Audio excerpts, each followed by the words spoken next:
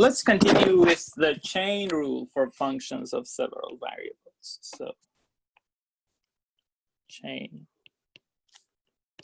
Let's first write down the chain rule for single valued functions and functions with one variable and single valued. Let's see what would happen for these functions. So we used to have things like this. Y equals f of g of x. So for example, we had something like, say, ln of cosine of x squared. Something like that. Or maybe let's simplify it a little bit.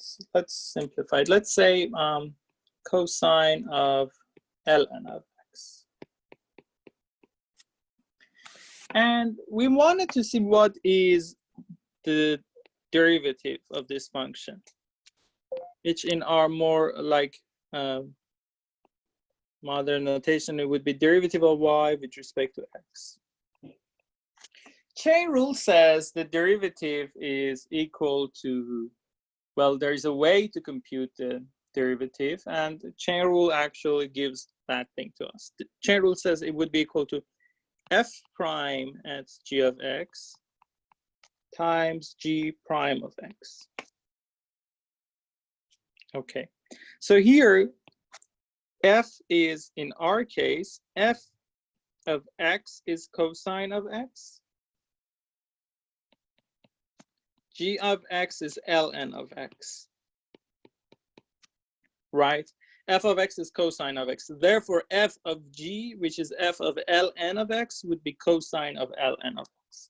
So this is the function f, this is the function g. And here the chain rule says derivative of the composition of these two functions is f prime. Well, derivative of cosine is negative sine. But at the point gx itself is ln of x. And then we should multiply it by g prime of x. Derivative of ln is 1 over x. And that would be the chain rule. That would be one variable chain rule. Now here we want to find a generalization for functions of, say, higher orders or higher dimensions. The functions defined in higher dimensions. Okay, let's start with some interesting special cases. So suppose we have a function with two variables, say z is equal to f of x and y. But suppose x and y themselves are functions of t.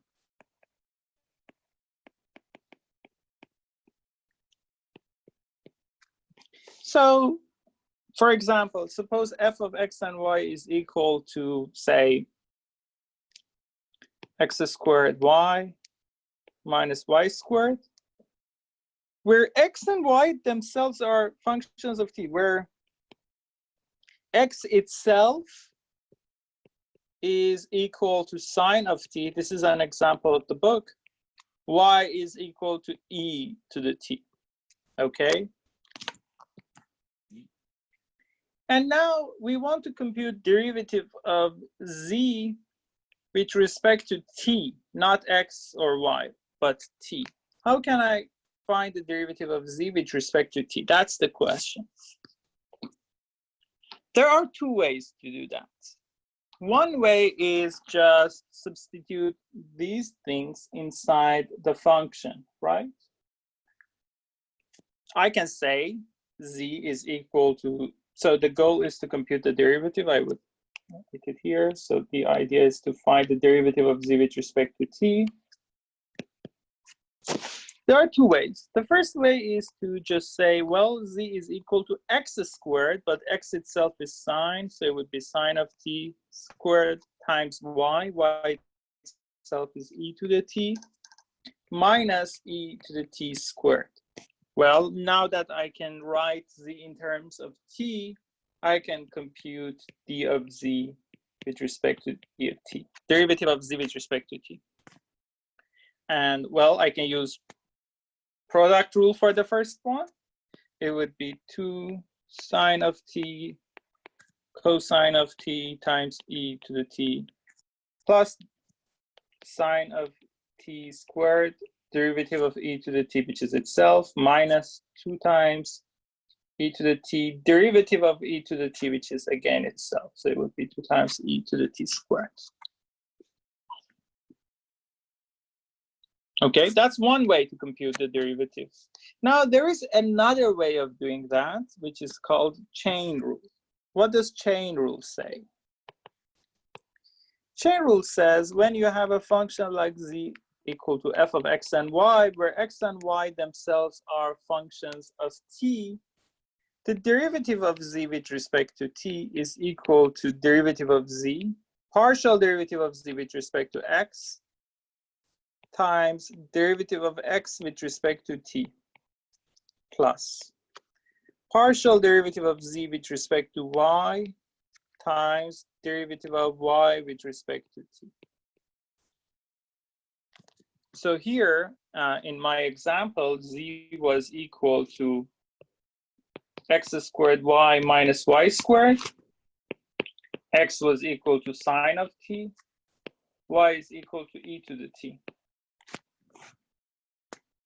Okay, so this is what chain rule says. This is chain rule. If you look carefully, I'm not going to really talk about that, but if you look carefully, it is very similar to the two other equations we have. One was, if you remember, we had in the beginning of the class, I mentioned, for example, dz is equal to partial z partial x dx plus partial z partial y dy. And also I said the change in z is partial z partial x, the change in x, partial z partial y, the change in y. In some sense, if we could divide this thing by dt, which really division doesn't make sense, but if we could divide it, we would have got this other equation. So all of these equations are in some sense similar, or they are very, very close to each other. But anyway, we don't need to really think about it like that. We can think about them separately.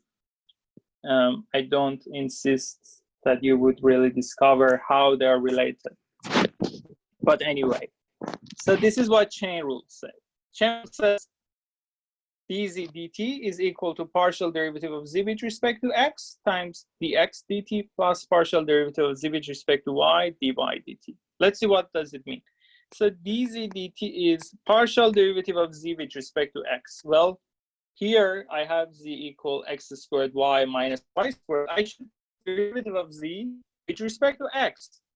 It would be 2xy times derivative of x with respect to t. Well, x itself is sine of t. Therefore, derivative of x with respect to t simply would be cosine of t, plus derivative of z with respect to y, it would be x squared minus 2y times derivative of y with respect to t would be e to t, right? That's what I'm going to get. Now, is it what we got earlier when we plugged in these things? Is it correct? Do you see any mistake here?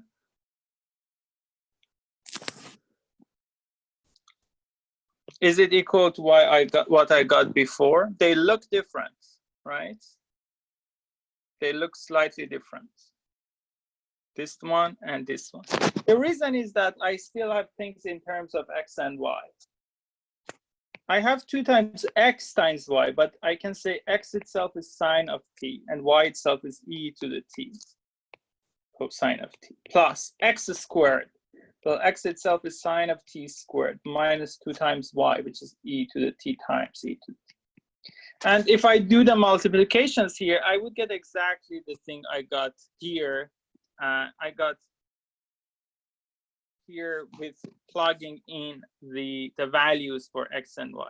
So there are 2 ways to compute these derivatives. When we have a function, say z, in terms of x and y, And when x and y themselves are functions of another variable, say t, there are two ways to compute derivative of z with respect to t. One is plugging these things into the function, and the other one is using the chain rule, okay? So maybe it's better to do another example of this thing first to understand it better. Suppose, say z is equal to ln of xy plus x squared y. Okay, where x itself is equal to, say, t sine of t, and y is equal to t squared sine of t. And the question is to find derivative of z with respect to t. So chain rule says derivative of z with respect to is derivative of z with respect to x times derivative of x with respect to t plus derivative of z with respect to y times derivative of y with respect to t. Okay. What is a derivative of z with respect to x? Well, I should first take derivative of what I have inside. I have xy. If x is the variable, y is the constant. So when I take derivative, that constant will come out, which is y, right? And then I should multiply it by, well, derivative of ln, which is 1 over, here I have xy. Well, y and y, as you can see, they would cancel, and I would end up with 1 over x. Times derivative of x with respect to t. Well, I have product rule. I should take derivative of x with respect to t. Derivative of t is 1, so I have 1 times sine of t plus t times derivative of sine, which is cosine. Plus derivative of z with respect to y. Well, again, if I look at what I have here, I should look at the inside. If y is the variable, x would be the constant. So that constant x comes out, then I should multiply it by derivative of ln, which is 1 over where I have inside xy. Oh, sorry, I forgot one term. Okay, here I have one more thing. Here we have another term too. I should take derivative of z with respect to x here too. I would get 2xy. Plus derivative of this thing with respect to y, which simply is x squared. Times the derivative of y with respect to t. Again, here I should use the chain rule. Sorry, the product rule. Derivative of t squared is 2t times sine of t, and derivative of sine of t is cosine of t, so I would end up with t squared cosine of t. So the whole thing here is derivative of z with respect to t. Okay. We have higher dimensional version of this thing too. So, well, in the n dimensional case, I would have a function f from n dimensional space, which I would show with Rn for any natural number n to R. So I would have n variables. I show these n variables with x1, x2, up to xn. And let's say show f of this thing with y. Where is 2xy? Here. Is that what you mean? It's here. It's when I'm taking, yeah, it's added to, so okay, maybe it's a little confusing.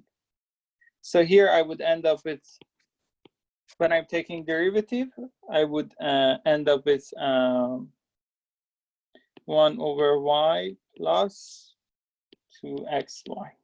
That's what I would have. Yeah. So here I have an n. Yeah, you're welcome. So I have here, I have an n-dimensional case. My domain is n-dimensional space. And I show the variables in the domain with x1, x2, up to xn. So For example, if it was two-dimensional, it would have been only f of x and y. If it was three-dimensional, it would have been x, y, z. Now, if it's n-dimensional, the idea is to show these variables with x1, x2, up to xn. And let's say the value of the function, let's show it with y. So also, suppose these variables themselves, x1, x2, up to xn, they are functions of t. These things are functions of t, just like the previous case. For example, x1 is sine of t, x2 is cosine of t, x3 is e to the t, everything, whatever. They're just functions of t. So in general, the chain rule says derivative of y with respect to t is gonna be derivative of f with respect to x1 times derivative of x1 with respect to t plus derivative of f with respect to x2 times derivative of x2 with respect to t up to derivative of f with respect to xn times derivative of xn with respect. That's what chain rule says in general. There's one thing I want you to notice, and it would be interesting for you to discover why. There is a notational thing here. Really, partial derivative, like say derivative of f with respect to x1 and derivative of f with respect to t. In both cases, I really mean derivative of f with respect to that variable. But as you can see, sometimes I use this partial derivative notation, like here, like here, like here. Sometimes I use d, like here, like here, like here. In both cases, I just mean derivative of what I have with respect to the variable. Here, I really mean derivative of y with respect to t. Here, I really mean derivative of f with respect to x1. I like you to think about it to see why sometimes I use this round derivative, this partial derivative. Sometimes I use d. Mathematically, they have the same meaning. They're just different. It's just convention. Sometimes we are using d, sometimes you're using partial. I would like you to think about it and discover when I use dy dt and when I, for example, would use partial y, partial t. Mathematically, they are the same. I mean, even if you write d for all of them, that would be completely fine. If you write partial for all of them, that would be completely fine. But it's just a notation, and it's interesting to know why sometimes I use d, sometimes I use partial. Okay. Let's look at one, say, application. Say there is a section in the book and about an application of chain rule.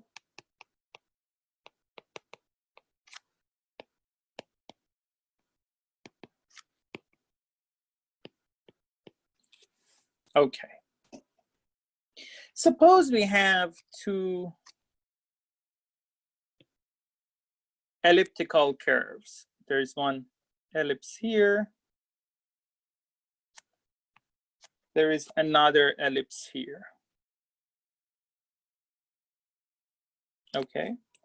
And suppose there is one like particle, one person there walking along this ellipse in this direction. Okay. And suppose there is another person walking along this other ellipse in this other direction. So the first person, the red person, walks in clockwise. It walks clockwise around this ellipse, and the blue person walks counterclockwise along this ellipse.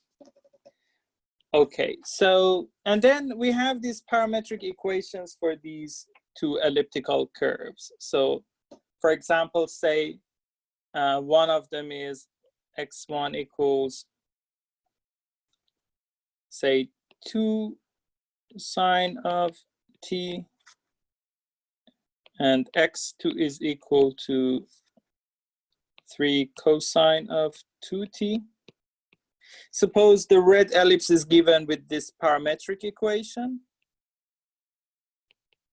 This is a parametric or parametrization for one of these elliptical curves. For the other elliptical curve, suppose we have this parameterization. Let's show it with y1 and y2. y1 is equal to 4 cosine of t, and y2 is equal to 2 sine of 2t. Okay, we have two parameterization for these curves. So suppose the first one starts here at the point, well, what is this point? It's the point 0 and 3. And the second person starts here at the point 0, 4 and 0, okay? At the time t equals to pi, both of them are at some points, right? And they are walking. And we can look at the distance between these two guys. So for example, at t equals to pi, one of them, this red guy, has moved to this point at t equal to pi second, and the blue guy has moved to this point. And they have some distance. We can compute the distance between these 2 points. But what we are interested in is not the distance, is the rate that the distance is changing. The rate that the distance is changing.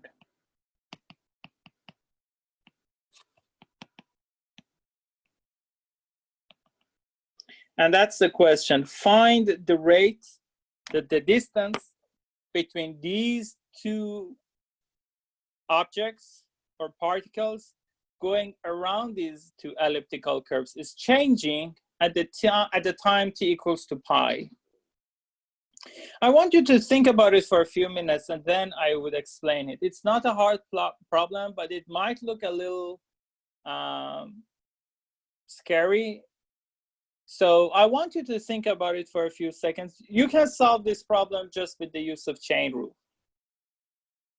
Okay, so think about it for 2 minutes and then I would solve it. Okay, let me explain the answer. Does anyone have anything to say? Does anyone have an answer?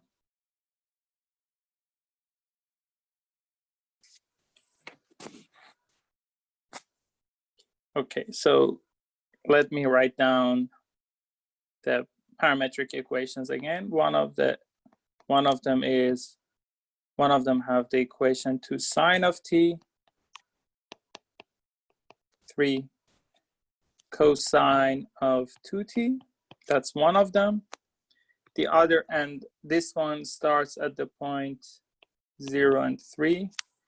The other person has the parametric equation 4 cosine of t, 2 sine of 2t, and it starts at the point 4 and 0. Okay, so one of them starts here, goes around this ellipse. At the time t equals to pi, this guy is somewhere, say, here. And the other guy is going around the other ellipse, starts here, at time t equals to pi is here. So what is the distance between these two objects, these two particles? Well, it's square root of x1 minus y1 squared plus x2 minus y2 squared. The square root of that, right? Well, first of all, I can compute the distance at this time. At t equals to pi, we can see exactly where these two particles are at t equals to pi. At t equals to pi, the first person has the coordinates x1 equal to 2 sine of pi, which is 0, and 3 cosine of 2 pi, which is 3. And the second person has the coordinates x1 equals to 4 cosine of pi, which is -4. Sorry, y1.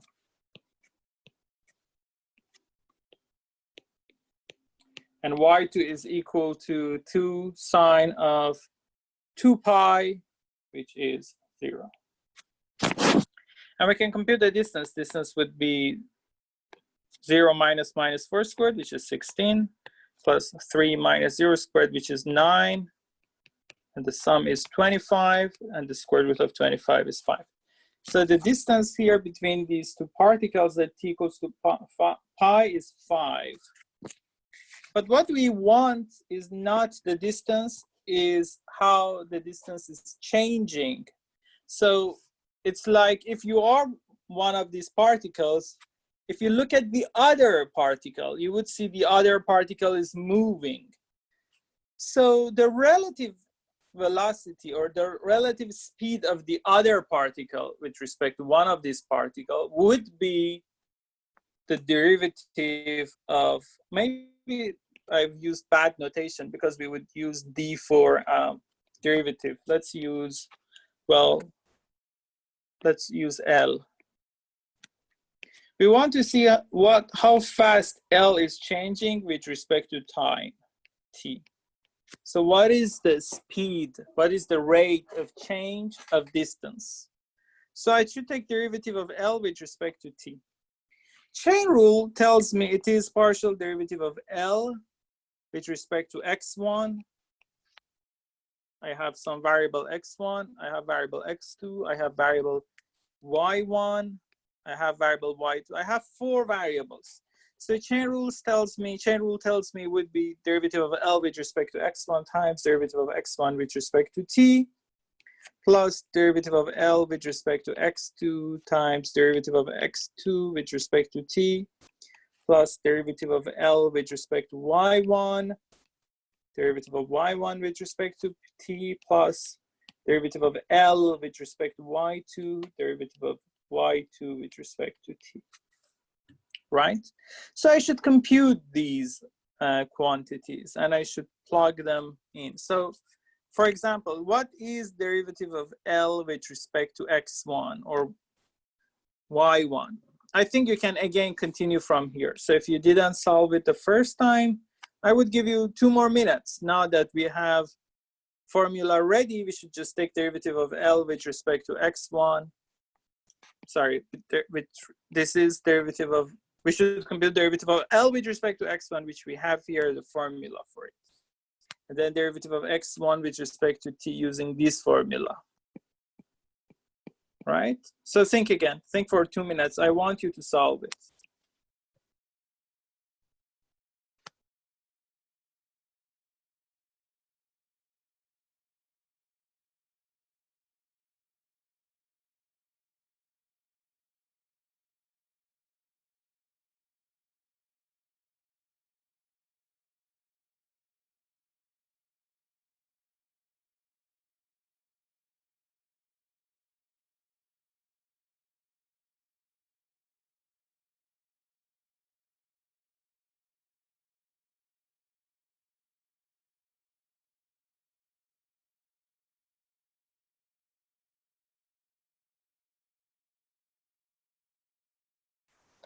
Okay, does anyone have the final answer? Okay, if not, let's just compute it. So first we need to compute the derivative of L with respect to x1, right? So L is square root of x1 minus y1 squared plus x2 minus y2 squared. Okay, what is derivative of L with respect to x1? Well, we should take derivative of what we have under the radical first, right? So if I do that, I would get 2 times x1 minus y1. Then I should divide it by 2 times the radical itself. x1 minus y1 squared plus x2 minus y2 squared. Okay, that's the derivative with respect to x1. What is derivative of L with respect to y1? Again, I should take the derivative of what I have under the radical, would be 2 times x1 minus y1. But note that because we are taking derivative with respect to y1 and y1 is negative, when I'm taking derivative with respect to that, I would get another additional negative sign here over 2 times x1 minus y1 squared plus x2 minus y2 squared.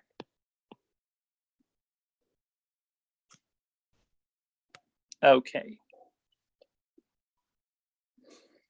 So it's similar for x2 also. If we were taking derivative with respect to x2 rather than x1, it would have been 2 times x2 minus y2. So it's completely similar. And if I was taking derivative with respect to y2, I would have got x2 minus y2. And the rest would have been the same. Okay. Now, what else we had here? We had x1 was equal to 2 sine of t.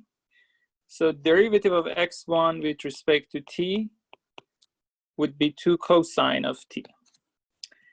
x2 was 3 cosine of 2t. So derivative of x2 with respect to t would be minus 6 sine of 2t. y1 was 4 cosine of t. So derivative of y1 with respect to t would be minus 4 sine of t.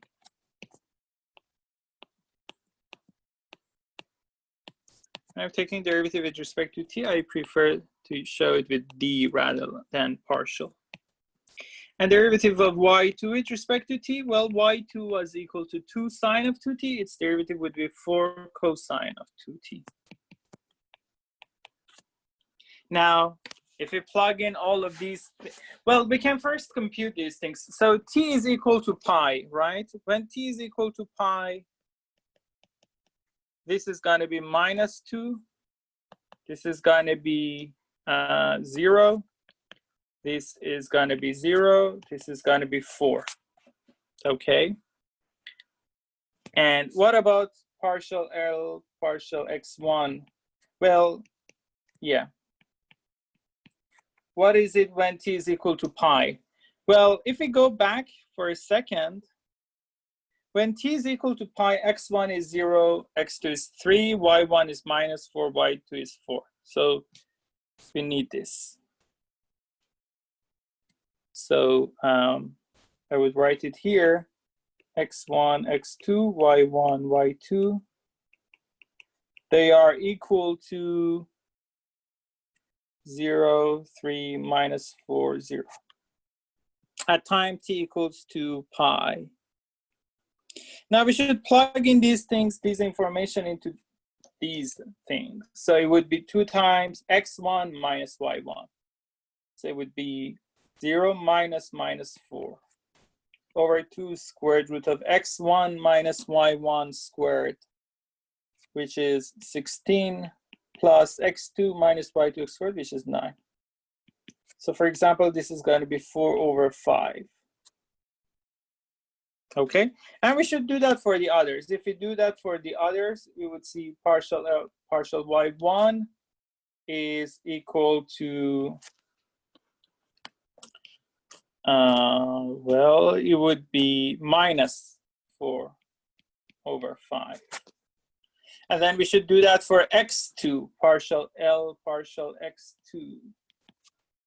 What we are going to get is 3 over 5. And partial L, partial y2 would be minus 3 over 5.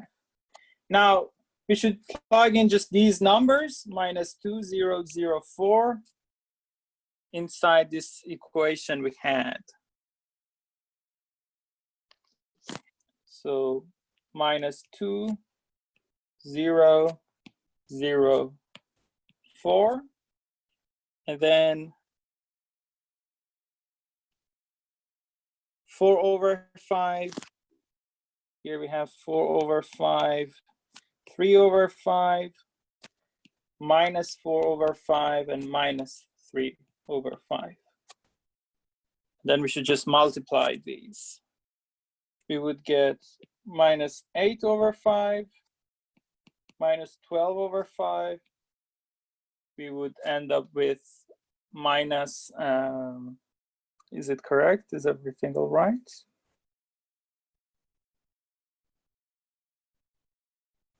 So it would be, I should make sure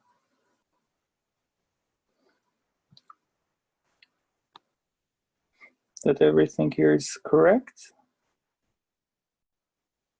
Okay. dy1 dt.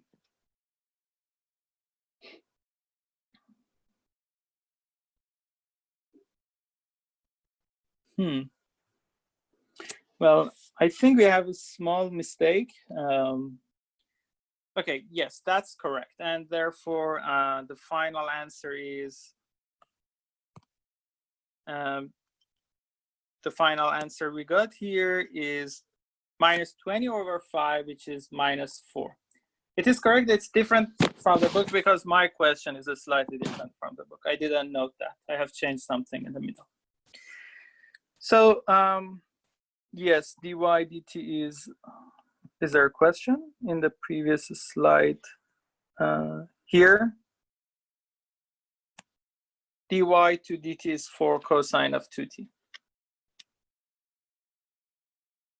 Because y2 was 2 sine of 2t, its derivative would be 4 cosine of 2t. Yeah, that's correct. So our answer is also correct. Yeah, I don't, what do you mean by t equals to 5? T is equal to pi. Not sure what you mean by that. So this is correct, yeah. So this is an example of the kind of computation we can do with chain rule. We can compute the rate of changes in things which they themselves depend on other variables, like time here, t. Okay. But as I said, we can also substitute. But I mean, that might be even easier. So for example, one thing we could have done is just substitute x1, y1, x2, y2 with the things we had. So I wouldn't do it for that question because it was a long one, but let's say if f of x and y is just, say, x squared plus y cubed, where x is sine of t and y is cosine of t. But one way to take the, let's call it z, one way to take derivative of z with respect to t is chain rule. But the other way is just saying, well, x is sine of t, so f would be sine of t squared plus y cubed, but y itself is cosine, so it would be cosine of t cubed. And now I can just take the derivative of f with respect to t, which is, well, f is the same as z with respect to t. So then I should take derivative of sine squared with respect to t, would be 2 sine of t cosine of t plus derivative of cosine of t cubed, which would be 3 cosine squared of t times derivative of cosine, which is minus sine of t. So it depends on, well, probably in the question, for example, in the exam or in the homework, I would ask you explicitly to use the chain rule or find the partial derivative by substitution. So it would be obvious from the question. Sometimes there are different cases. Sometimes it's better to use chain rule. Sometimes it's better to do substitution. It really depends on the question. Okay. Now let's go to let's study another kind of chain rule. Let's consider the case where we have chain rule where we have 2 independent variables rather than 1. Here we had just 1 t. Now suppose we have 2 independent variables, say s and t. So one thing we might see is something like this example. Suppose z equals to f of x and y is equal to something simple, say x plus y, where x and y themselves are functions of another variables, but not just one variable anymore, but 2 variables. Say x is equal to, say, st, y is equal to, say, s over t. Okay, Now, I might ask you to find derivative of z with respect to t and derivative of z with respect to s. What is the rate of change of z with respect to t, and what is the rate of change of z with respect to s? Now, the chain rule is similar here. Derivative of z with respect to t would be derivative of z with respect to, well, look at that. Z is initially defined with respect to x and y. So derivative of z with respect to t would be derivative of z with respect to x times derivative of x with respect to t plus derivative of z with respect to y, which is another variable. Originally, z is defined based on that, times derivative of y itself with respect to derivative of t. Same thing is correct for derivative of z with respect to derivative with respect to s. It would be derivative of z with respect to x times derivative of x with respect to s plus derivative of z with respect to y times derivative of y with respect to s. Completely similar to the previous case. So here, for example, derivative of z with respect to x would be just 1, because here the coefficient of x is 1, times derivative of x with respect to t. Well, if I want to take derivative with respect to t, I should suppose s is constant and t is the variable. So derivative with respect to t would be just the coefficient of t, which is s, plus derivative of z with respect to y is just 1, times derivative of y with respect to t. Well, I have the constant s, and well, if I'm taking derivative with respect to t, derivative of, when t is in denominator, derivative would be minus 1 over t squared. Oh, I already have s, so it would be minus s over t squared. So that would be derivative of z with respect to t. That's it. What about derivative of z with respect to x? Well, first I have derivative of z with respect to, well, I want to compute derivative of z with respect to s. I should first compute derivative of z with respect to x. Again, here it's 1. And derivative of x with respect to s. Okay, now here I'm assuming s is the variable and t is the constant coefficient. So derivative of x with respect to s would be just the coefficient t plus derivative of z with respect to y. Again, it is 1 times derivative of y with respect to s. Well, s is the variable, t is the constant. If t is constant, 1 over t is also the constant. So that would be 1 over t. So these are the derivatives of z with respect to t and s. This is another type of chain rule. Same thing is correct for 3 variables or more. They are completely similar and there is no difference really. There is nothing really different. They are completely similar. Okay. Is there any question here?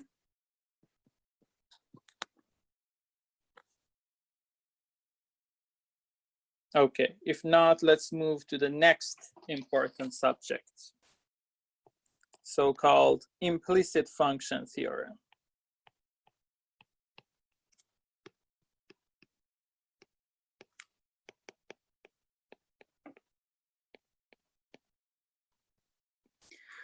This is an application of the chain rule.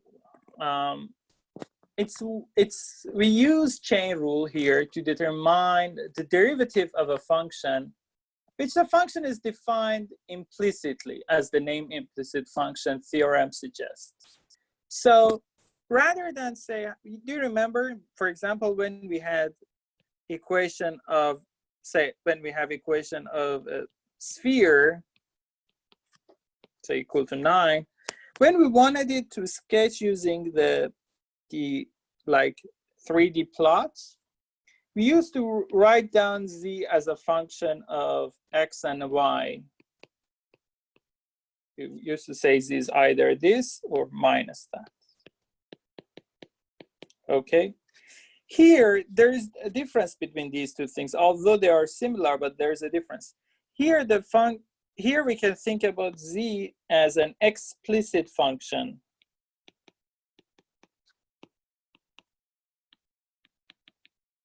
of x and y,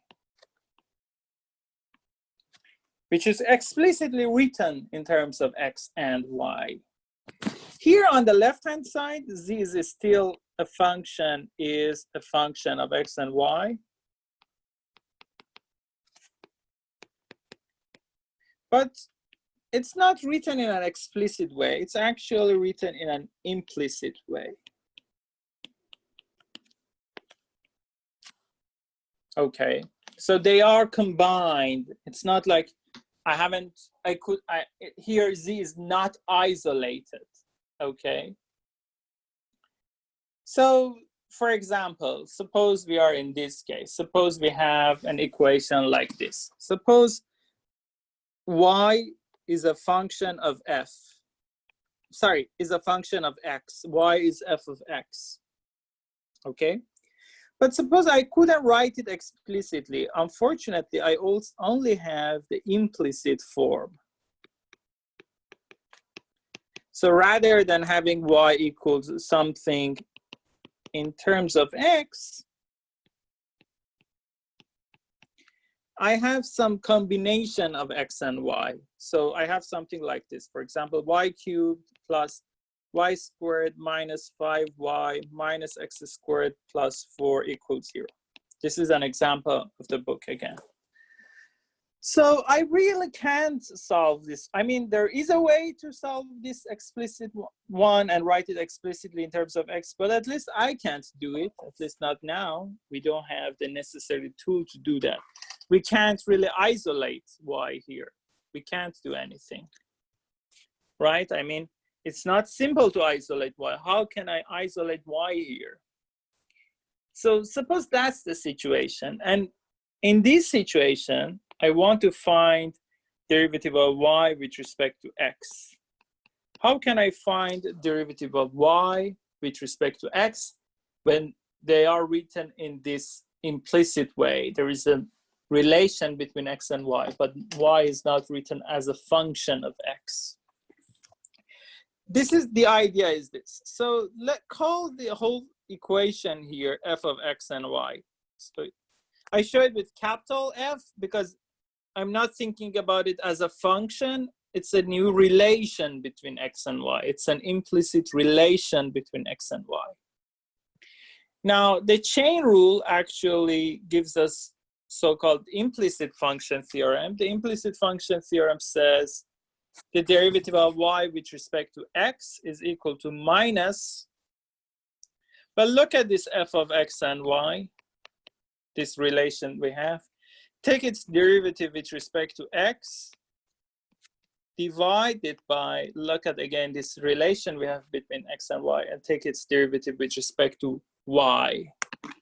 Well, assuming derivative with respect to y is not 0, i.e. we are assuming the denominator is non-zero. If the denominator is 0, this thing is not defined.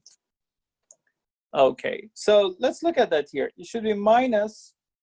I should take derivative of this thing I have here with respect to x. Okay, let's take derivative with respect to x. It would be just minus 2x. Well, I should divide it by the derivative with respect to y.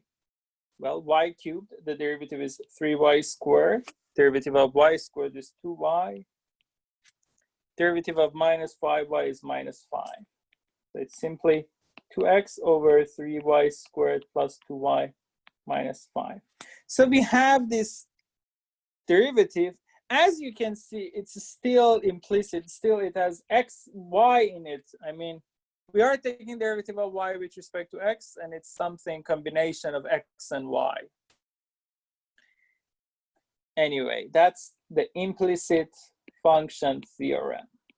Now, there is a three-dimensional version of this thing too. It was two-dimensional version.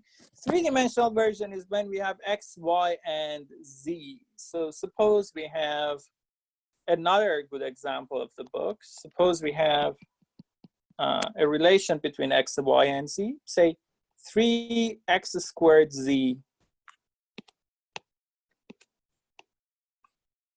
minus x squared y squared plus 2z cubed plus 3yz minus 5, okay?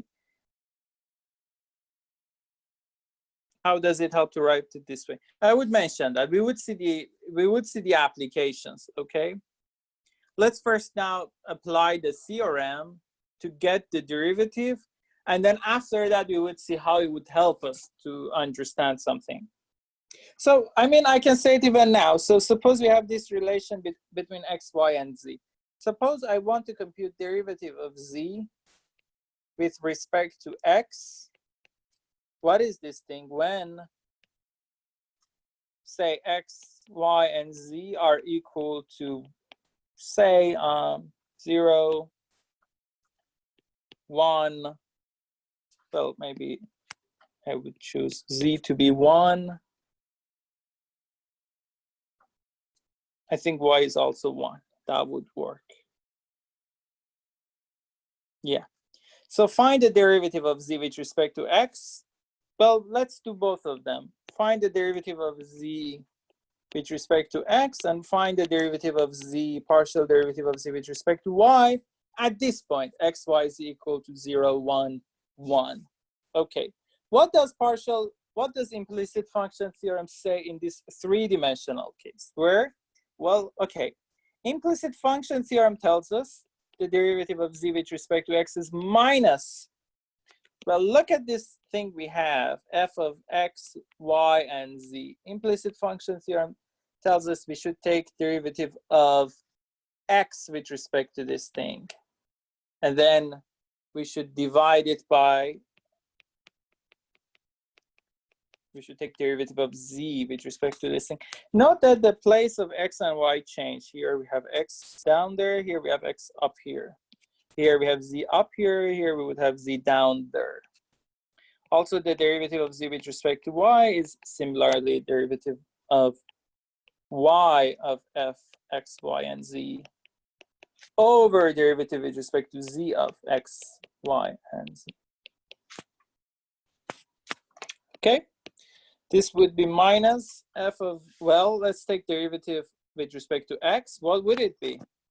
That it would be 6xz minus 2xy squared, and the rest is 0. And then we should take derivative with respect to z. It would be 3x squared plus 6z squared plus 3y.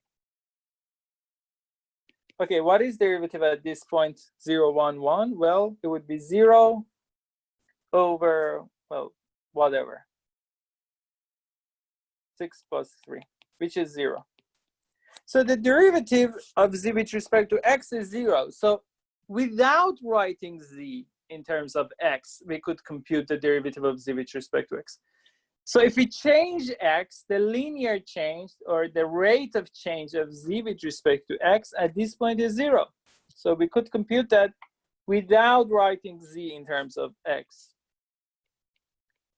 So let's do that for derivative of z with respect to y. It would be minus 2x squared y plus 3z over derivative with respect to z, which is, well, we already had it, 3x squared plus 6z squared plus 3y. And at that point, it would be 9 minus, and it would be 3. So minus 1 over 3. So this is the derivative of z with respect to y. Well, the negative sign comes from the kind of the proof. I'm not sure. I was thinking actually if I should speak about the proof a little bit, but now I'm not 100% sure. Well, let me just write down one line, just one. Okay, so it's not really important. You don't, well, it is important, but I wouldn't ask you this in the exam. But you see, for example, we have here, and well, I would do it for a two-dimensional case. So we had an equation contained x and y equals 0, and we were looking for derivative of y with respect to x. Okay.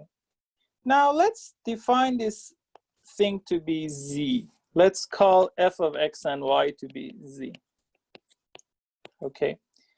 What was the goal? So if I could write down y as a function of x, if I could do that, derivative of y with respect to x would have been f prime of x, right? If I could do that. But as I mentioned, in many cases, I can't do that, right?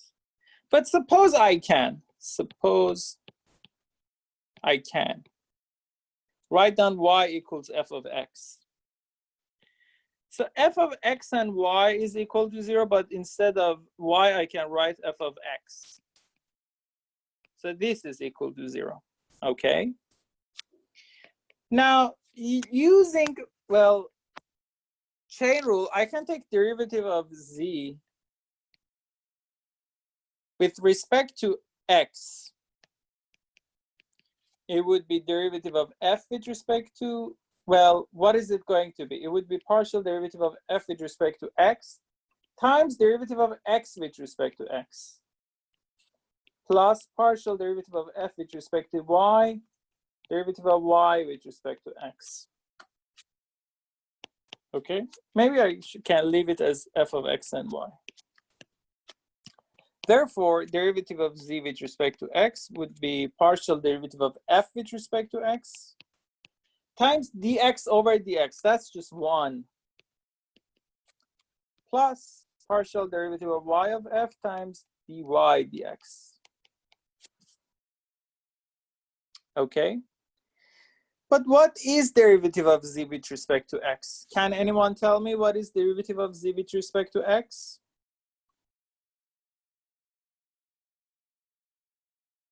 Is there any guess? What is derivative of? It's something simple. You see, I'm assuming z is equal to f of x and y is always equal to 0.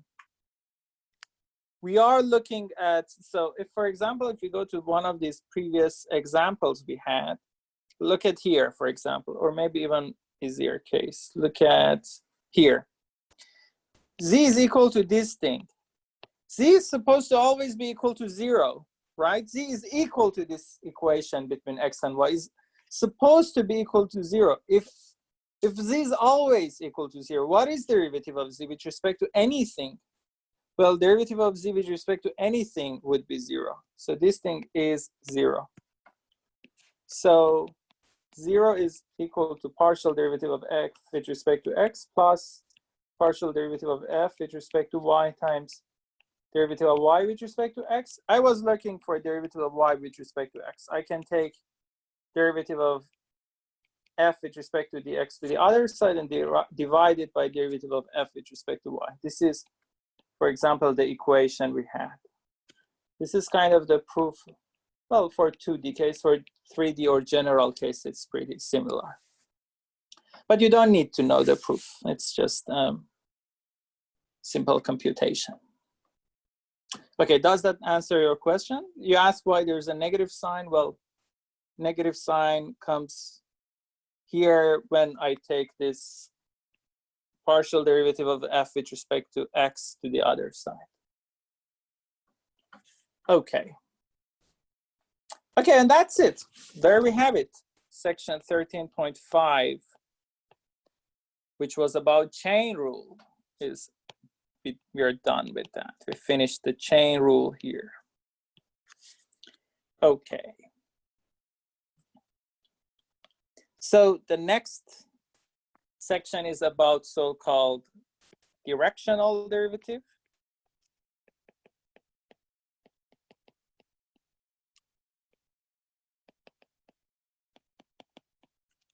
And gradients.